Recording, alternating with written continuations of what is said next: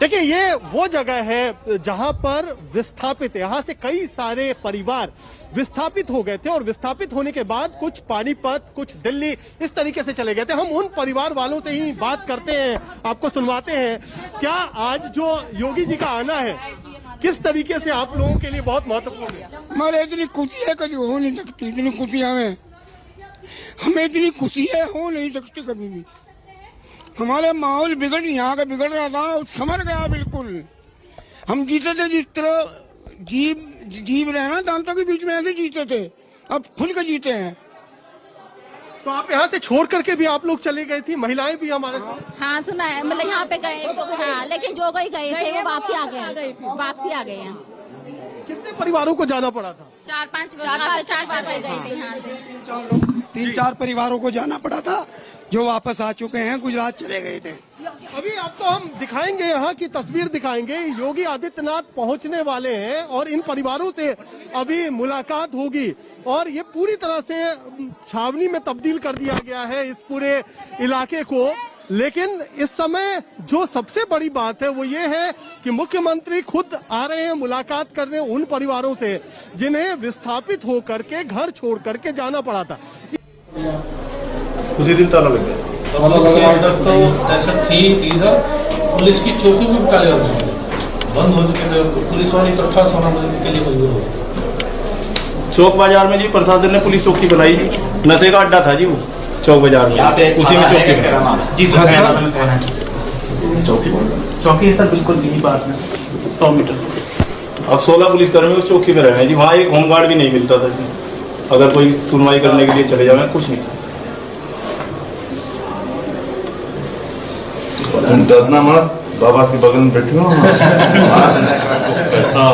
कोई नहीं बिगाड़ आपको नहीं डर रही है ना?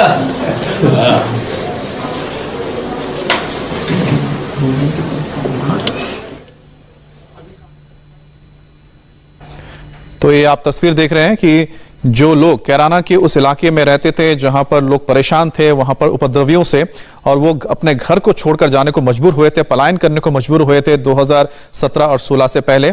उन परिवारों के साथ आप देखिए कि उनके परिवारों के बीच जाकर मुलाकात करें योगी आदित्यनाथ। उनके साथ प्रदेश अध्यक्ष स्वतंत्र देव सिंह भी मौजूद हैं और कुछ कैबिनेट मिनिस्टर्स भी नजर आ रहे हैं। जो लगा एक बार महाराज जी को और बिठा दो, कैराना का बहुत बड़ा बिजनेस है जी।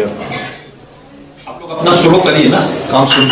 उसने तो ये शर्त रखी जी, एक जिस दिन शपथ ग्रहण में महाराज जी बोल रहे होंगे मैं सूरत से फ्लाइट में कैराना था, ये शर्त थी उसके आगे।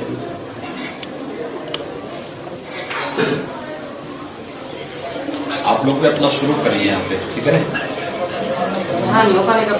हिम्मत से काम लीजिए।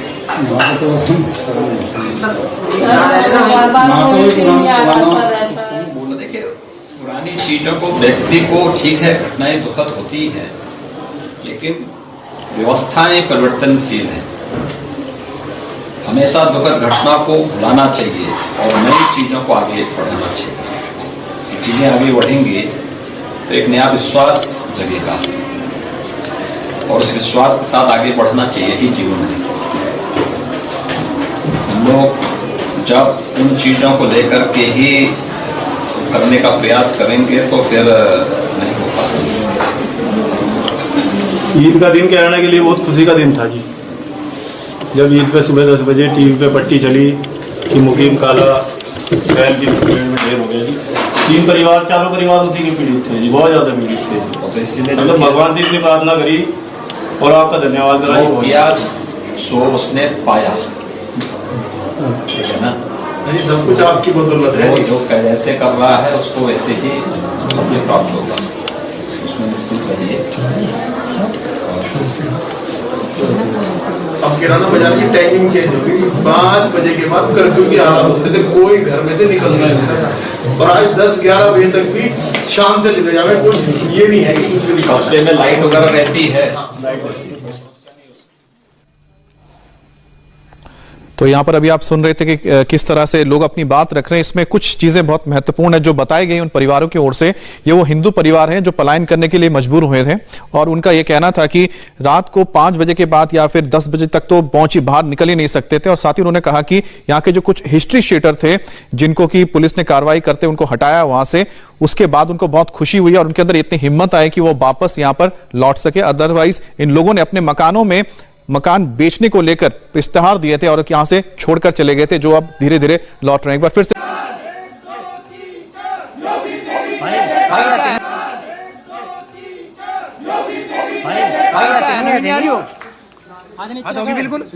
मित्रों, आज मैं कैराना कस्बे में आया हूं। ये कस्बा कभी देश के प्रमुख औद्योगिक कस्बे के साथ साथ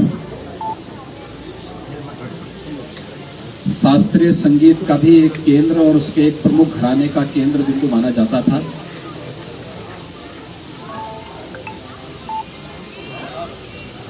उन्नीस 1990 के दशक के प्रारंभ में राजनीति के अपराधीकरण और पेशेवर अपराधियों के राजनीतिकरण का दुष्परिणाम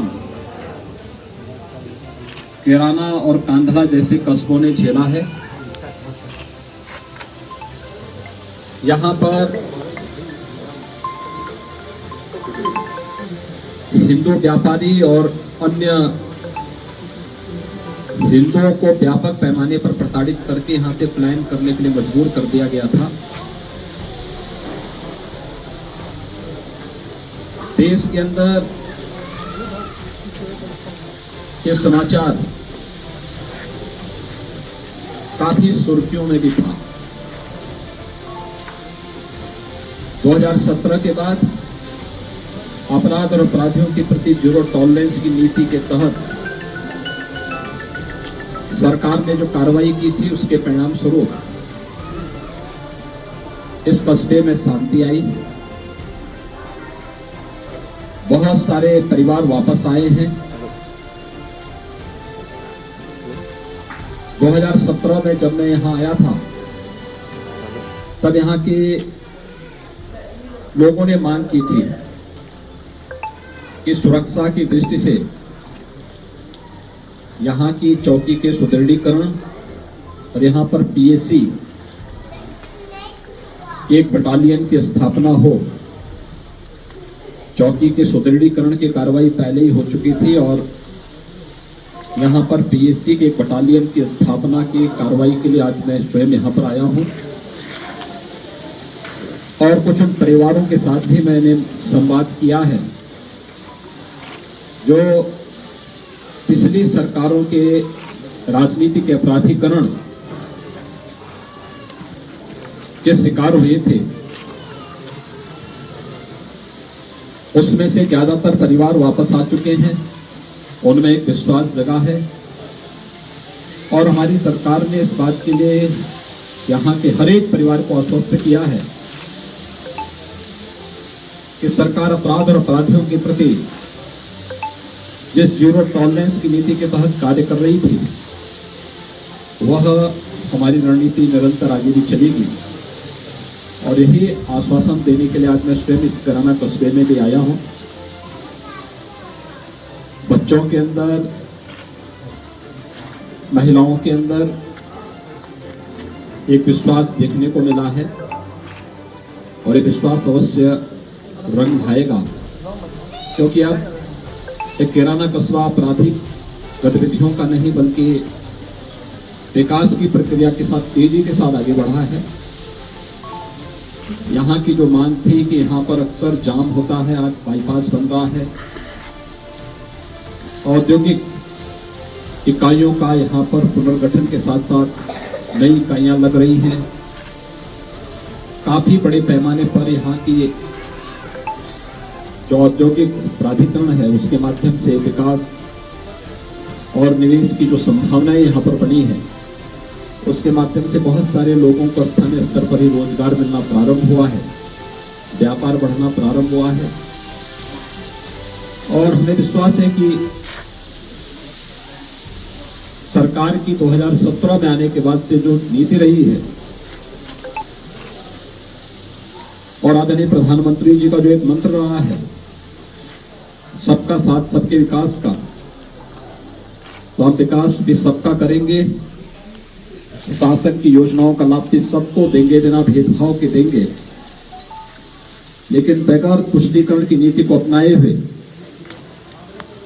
अपराध और अपराधियों के प्रति कठोरतम कार्रवाई करने के अपने संकल्प के साथ ही आज हमारी सरकार और मैं स्वयं यहाँ पर आया हूँ और मैं फिर इस कस्बे के सभी लोगों को इस बात के लिए आश्वस्त करता हूँ कि वे बेझिझक यहाँ पर अपने पूर्वजों की भूमि पर रहें, यहाँ की विरासत को संरक्षण करना और साथ साथ यहाँ के व्यापारिक और औद्योगिक माहौल को और तीव्रता के साथ आगे बढ़ाने के लिए सरकार हर प्रकार का सहयोग करेगी। पिछली समाजवादी पार्टी सरकार के समय जिन परिवारों को क्षति पहुंचाई गई थी उनके परिवार के सदस्यों की निर्मम हत्या हुई थी, मैंने जिला प्रशासन से इसकी पूरी रिपोर्ट मांगी है। उसमें से बहुत सारे दोषी कार्रवाई उनकी हो चुकी है, सरकार उनको कुछ कंपनसेशन भी देगी, मुआवजा भी देगी, जिससे वे लोग फिर से यहाँ पर अपने व्यवसाय को और अपने अन्य आर्थिक गतिविधियों को बढ़ा सकें और हर व्यक्ति शांतिपूर्ण तरीके से, सौहार्दपूर्ण तरीके से यहाँ पर रह सके। मैं इसीलिए आज खास तौर पर उन परिवारों से मिलने के लिए और उन्हीं के साथ में हमने दोपहर का भोजन भी लिया है। मेरे साथ प्रदेश अध्यक्ष जी भी, यहाँ के माननीय सांसद जी भी, हमारे विधायक भी, प्रदेश सरकार के मंत्री सुरेश राणा जी भी, ये सभी लोग, हमारे क्षेत्रीय अध्यक्ष भी, ये सभी लोग यहाँ मेरे साथ में इसी बात को लेकर के आए हैं। धन्यवाद। मुख्यमंत्री जी, यहाँ से क्या ये मुद्दा है विशेष की राजनीति कर रहे हैं, दूसरा आपके आने की टाइमिंग को लेकर कि तब चुनाव थे तब आप आए थे और अब चुनाव है इसलिए दोबारा आए हैं सर, क्या है सर? अभी चुनाव नहीं है, चुनाव में कुछ समय है। दूसरा, मैंने आपको पहले बता दिया था, यहाँ पर पुलिस चौकी के सुदृढ़ीकरण की मांग थी, वो हम पहले ही कर चुके हैं। पीएसी की नई बटालियन के स्थापना के लिए आज मैं यहाँ पर आया हूँ।